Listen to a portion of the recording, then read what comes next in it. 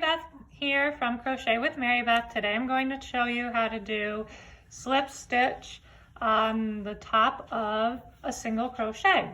Now for this particular example, chains, you've already made chains where the slip stitches are going to go, and I'm going to show you how that would look in the pattern. So here you see the ribbing has already been done, so I only show the top of the ribbing since it's an abbreviated pattern. And then you can see I already did number 1 of the cable. So I just started with 1, and then you make a slip stitch everywhere there's another color, and this will continue on and up. And then now we are doing number 2. So I need to show you how to join. Oh, my son's playing video games in the background. You might hear him. All right, so we're starting with number 2. It's okay, honey. There's 2 different ways to attach your yarn. In this particular case, we're attaching our yarn not at the beginning, so in the middle here. I'm also going to show you how to attach it if you're going to be starting right at the edge here. So let's start with this method, and then I will go on to the other method. So first you make your slip knot, then you're going to reach down, and I kept this stitch marked so I know where I'm going. Okay, I pull this through. Yeah, you need to go get some luck. And I pull that tight.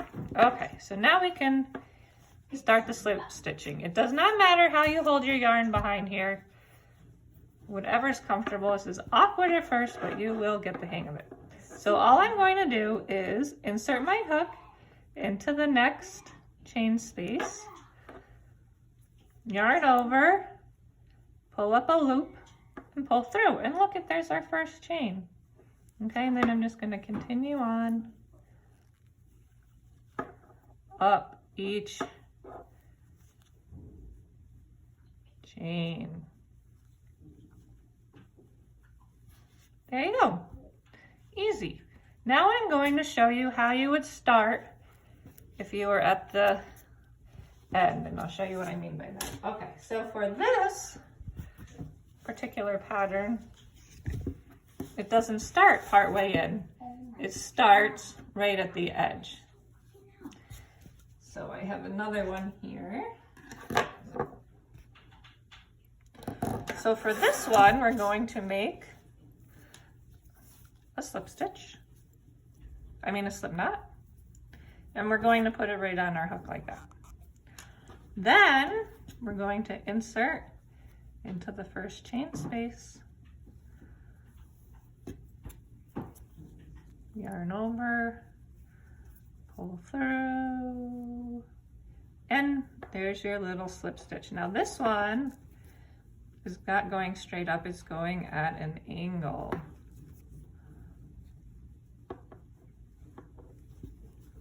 And I'll show you what the chart looks like for that. See that? And here is the chart, which actually is like that. So I'm doing number 1.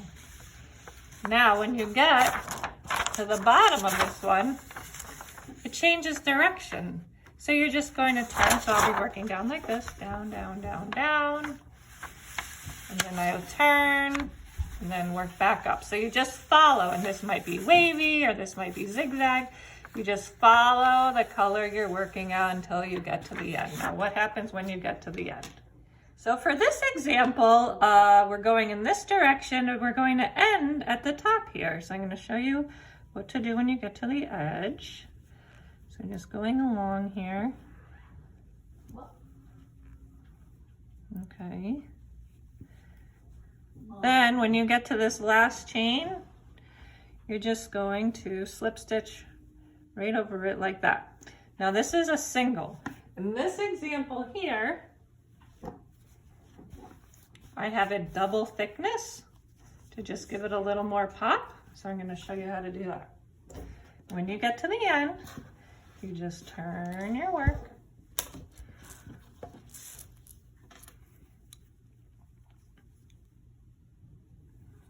Okay.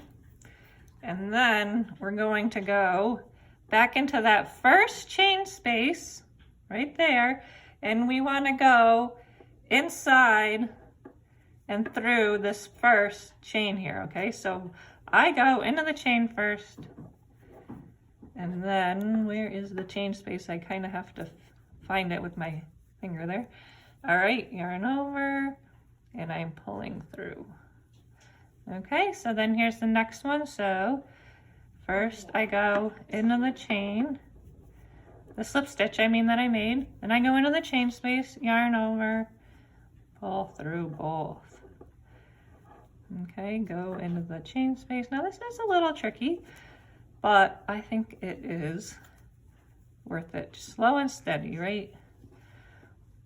And the next one.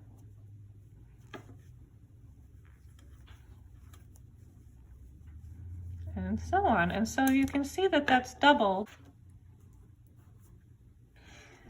So eventually you will get to the end again, because you're going to go back, you'll probably go all the way down, and you're going to end it the exact same way as you did here. You'll just get to the end, and then you will slip stitch over the end, and then just pull it through, and you will have, sorry about that, 2 pieces to that you're going to have to sew in. So I just pull those to the back, and here's the back in case you're wondering.